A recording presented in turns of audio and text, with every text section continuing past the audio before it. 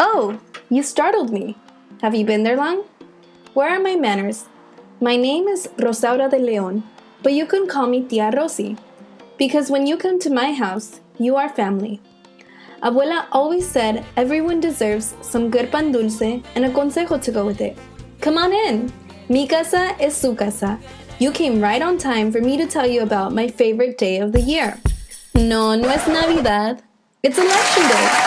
Today, I join other Latina and Latino citizens to exercise our vote. Here are a couple of my beautiful Latina women sharing why it's important to vote.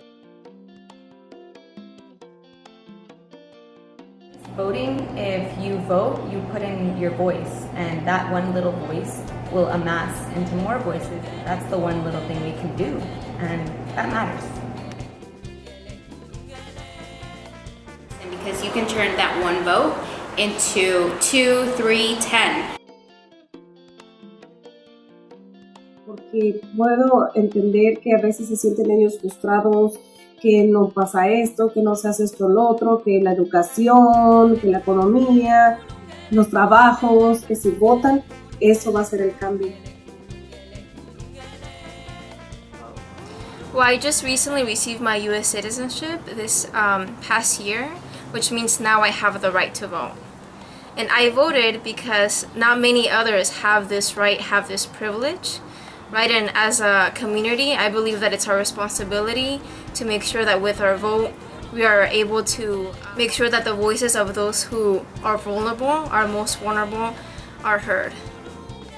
According to an article by Lisette Ocampo titled Top 6 Facts on the Latino Vote, projections show that 28.5 million Latinos will be eligible to vote in the upcoming election. I will proudly be a part of the 28.5 million Latino voters that will exercise their power to vote. Unfortunately, when our community is not engaged, there could be devastating consequences at the cost of the comunidad. In the mid-1990s, there were a slew of anti-immigrant ballot measures that passed in California because a majority of Latinos were not engaged in the voting process. According to a KQED article by Mary Plummer, the engagement in our community is due to the influence of women. Regardless of immigration status, women play a major role in energizing the Latino vote. Representing the district of downtown San Jose, Councilmember Raul Perales shares with us about the woman who inspires him. My fiance is Latina, and she was involved in politics, local and national. She saw that there's not many Latinas involved, and she wanted to be there and to encourage more. So while she's encouraging herself and learning herself, she ended up also serving as an encouragement for me. Do you see how much influence and poder you mujeres have on voting patterns? Now let's take a look at the steps to go about exercising your vote. Registering to vote is muy fácil and super convenient. Start by typing registertovote.ca.gov in your web browser. From there, you can choose the language you feel most comfortable with, and the website will take you through the steps. The best part is you can choose to receive a permanent absentee ballot, which allows you to vote by mail. How convenient! It's that easy, and once you do it for yourself, you'll want to do it for your familia and amigas. The next step is engaging your friends and family.